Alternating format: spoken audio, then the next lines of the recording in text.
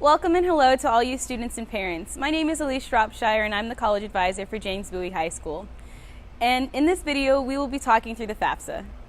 For this process, you will need a few things beforehand. You will need both the student and parent FSA IDs, you'll need your parents' W-2 forms from 2019, and students, you will also need your W-2 forms from 2019.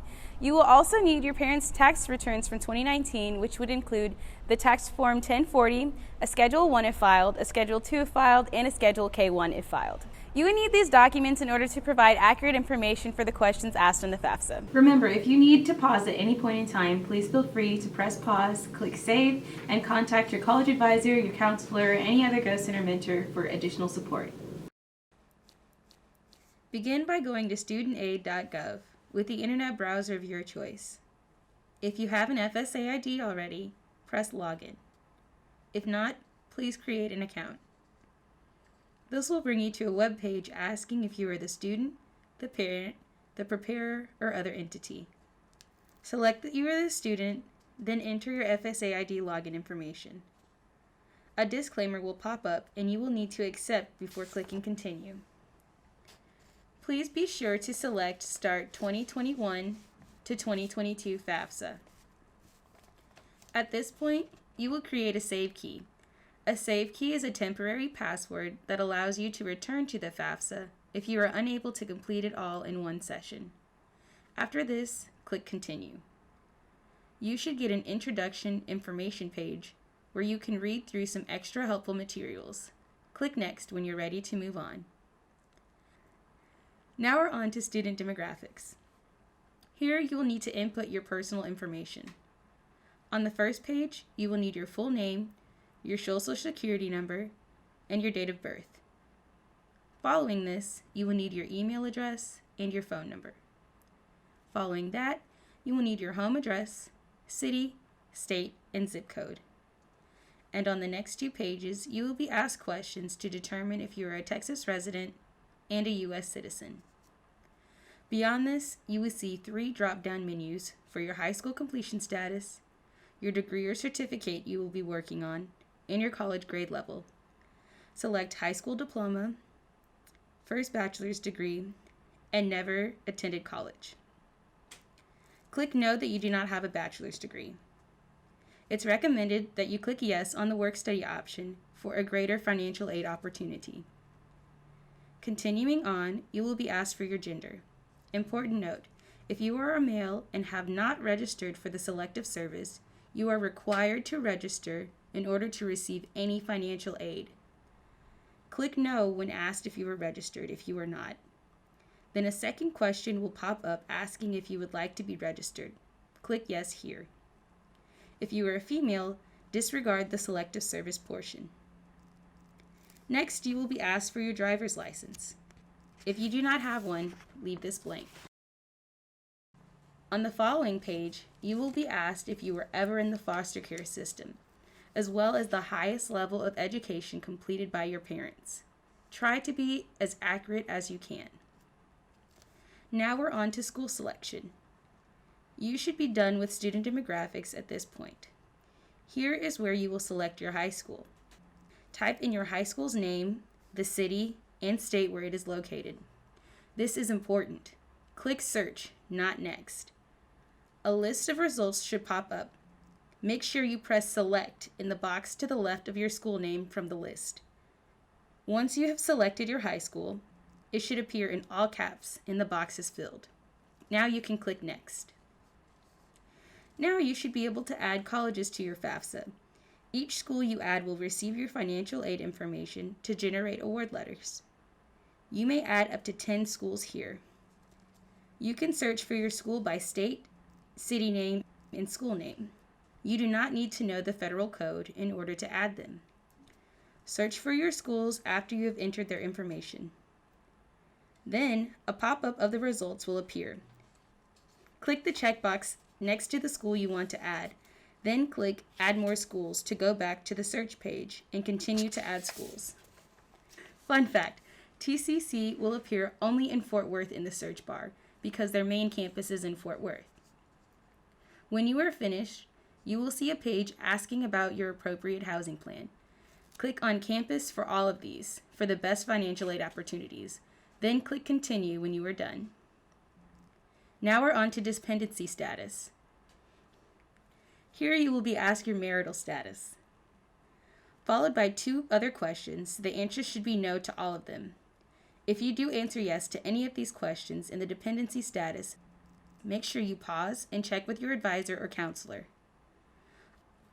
On the next page, you will be asked another series of questions. Usually the answer is none of the above, but if any of these circumstances apply to you, please press pause and contact your counselor or advisor. Now you will be asked if you were homeless or at risk of being homeless within the last school year. If you answered no to all of these questions, you will need to provide your parents' income information. Now we've reached the parent demographics section. Next, you will need to know your parents' marital status, and if they are married, when did they get married, and if they are divorced or separated, when did that happen. You will need your parents' personal information, as you will need their social security number, their name, and date of birth. If your parent does not have a social security number, enter all zeros for all 9 digits and enter their email address. If you are doing this with both parents, you will complete this process again on the following page. After that, you will need to answer a residency question about your parent. You will then be asked information about your household. Please note, the boxes in gray are not changeable. You can only make changes to the white boxes. If your parents are married, the first box should say 2, and if you live with one parent, it should be 1. The next box will be filled with the number of siblings you have. Below that box will be filled with any other people that live with you, like aunts, uncles, cousins, etc. The bottom box before the next section should be the total number of people in the house, or the sum of all the other boxes. The box in the next section should be the number of people in college for the next school year. This should be 1 unless you have other siblings in college for your first year. Click Continue to head to the next section from here. Now we're on to parent financials. On this first page, you will enter your parents' tax filing status. If your parents have completed their tax returns, select Already Completed. Then it will ask you what type of tax return they filed, and 99% of the time it is the IRS 1040. You can double check by looking at the top of the form. After selecting the form type, enter your parents' filing status, which can be found on the row under the form name. Once this section is completely filled in, you should have the option of using the IRS data retrieval tool. Your Go Center team recommends using the data retrieval tool, but be sure to type all the responses exactly as they appear on your tax return. If you decide to use the tool, you will be taken to an external IRS website. Click OK to continue. Enter the requested information exactly as it appears on the tax forms and press Submit. If the tool can retrieve the tax information, a screen like this will pop up, and you will be able to transfer all the tax information directly from the IRS by selecting Transfer Now. The following slide is an example of what your screen will look like if your information has been properly transferred. If you decide not to use the tool, click Next. Then you can click No Thanks. The next page will ask for your parents' adjusted gross income. Pay attention to where each section says the answer will be found. Next, you will enter your parents' wages, salaries, tips, etc. from 2019. This is found on IRS Form 1040, line 1, plus Schedule 1, lines 3 through 6 combined, plus Box 14, Code A, of IRS Schedule K-1, Form 1065. If your parents do not have the Schedule 1 or Schedule K-1 forms, that is okay. Some families do not file these because they do not have to. If that is the case, just put the number found on line 1 of Form 1040. After you have added up all those numbers, enter the amount into your Parent 1 box and enter 0 for Parent 2. Then click Next at the bottom. This question here may pop up. If you have a Schedule 1, select Yes, but if you do not, select No. Tip: A dislocated worker is someone who has been laid off from their job and is no longer working or is unable to work. A new question will pop up if you selected no. Select any benefits your family has and ask your parents if you do not know. Many of our students have free or reduced lunch. If you do not have any of these benefits, select none of the above and continue on to the next page. Here you will enter the amount found on IRS Form 1040, line 14, minus Schedule 2, line 2. If your parents do not have a Schedule 1, then they will not have a Schedule 2. And if you do not have a Schedule 2, then just put the number found on 1040, line 14. Click Next once this is answered. Here are the next questions you will see. Most likely, the answers to all of these will be 0, but please be sure to ask your parents if any of these questions apply. On the next page, it will ask for the amount of child support your parents paid. If this applies to you, enter the total amount paid in 2019 here. The other two questions are only relevant to you if your parent was in college during 2019. The next page will ask for the total amount of child support received by your parents. If this applies to you, enter the total amount received in 2019 here. Ask your parents if the other questions are relevant to you and fill in the correct amounts.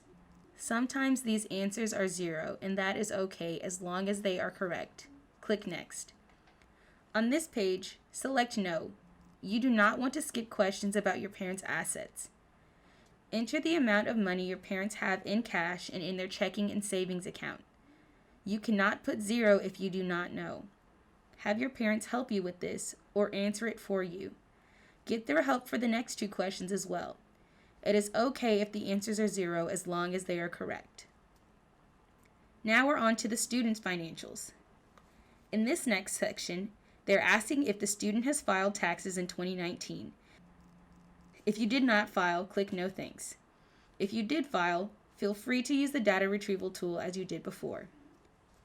Here, you will put in how much you earned in 2019. You can find this on your W-2 from your employer. If you did not work, put 0. Now click Continue.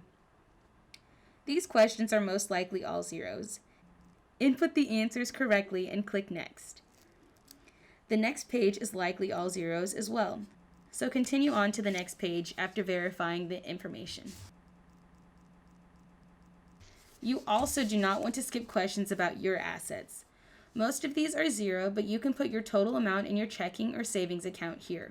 Click Next. Now we're on to signing and submitting your FAFSA. Click No here. A preparer is someone who is paid to fill out the FAFSA for you. Click the next page. Now you should review all of your answers and information to make sure they are correct. Please be sure to go back and fix any mistakes. Once everything is correct, you can continue to the Sign and Submit page by clicking Next. On this page, click Provide Student Signature first. Click Agree, then click Next. After you sign with your FSA ID, your parent will need to do the same with their FSA ID. If neither of your parents have a Social Security number, you will need to submit your parent signature a different way. If your parent does not have a Social Security number, or you cannot sign with their FSA ID, you can click Print a Signature page. This page will pop up. Scroll all the way down, and you can print this form below. If you do not have a printer, you can contact your counselor or college advisor to see if they can help you. Or you can order your page to be printed at a place like Office Max or Staples for about $1. You can find the address to send your parent signature page located on the bottom of the page. After you print this and your parent signs it, you will need to put it into an envelope and mail it to the address located at the bottom of the page. Once both signatures have been submitted, congratulations, you have completed your FAFSA. Thank you for viewing the AISD 2021-2022 FAFSA tutorial. If you have any questions, please don't hesitate to contact your counselor, college advisor, or any other Go Center mentors.